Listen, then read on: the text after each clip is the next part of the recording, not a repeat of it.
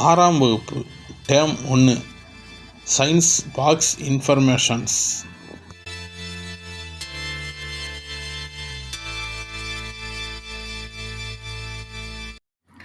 எப்பொழுதும் கங்காரு எலி நீர் அருந்துவதில்லை. அது உண்ணும் உணவிலிருந்து உடலுக்கு தேவையான நீரை உருவாக்கிக் கொள்கிறது. சில விலங்குகள் அதிகப்படியான குளிரை தவிர்க்க அனைத்து செயல்பாடுகளையும் நிறுத்திவிட்டு உறக்கத்தில் ஈடுபடுகின்றன. இந்நிலைக்கு குளிர்கால உறக்கம் என்று பெயர். எடுத்துக்காட்டு ஆமை. அதே சமயம் சில விலங்குகள் அதிகப்படியான வெப்பத்தை தவிர்க்க அனைத்து செயல்பாடுகளையும் நிறுத்திவிட்டு உறக்கத்தில் ஈடுபடுகின்றன. இந்நிலைக்கு கோடைகால உறக்கம் என்று பெயர். எடுத்துக்காட்டு நத்தை.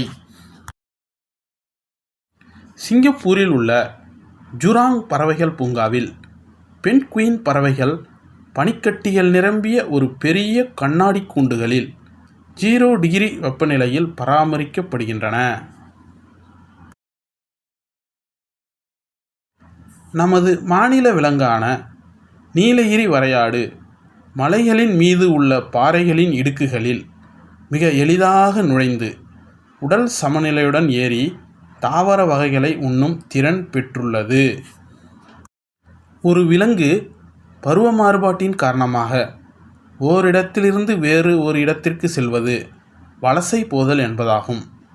வேடந்தாங்கல், கோடியக்கரை மற்றும் கூந்தன்குளம் ஆகிய இடங்கள் தமிழ்நாட்டில் காணப்படும் பறவைகள் சரணாலயங்கள் ஆகும். பல பறவைகள் வெளிநாடுகளான சைபீரியா மற்றும் ரஷ்யாவிலிருந்து வேடந்தாங்கல் வருகின்றன. அதேபோல் கோடை மற்றும் வறட்சி அதிகமுள்ள காலங்களில் நம் நாட்டுப் பறவைகள் வெளிநாடுகளுக்கு வலசை போகின்றன.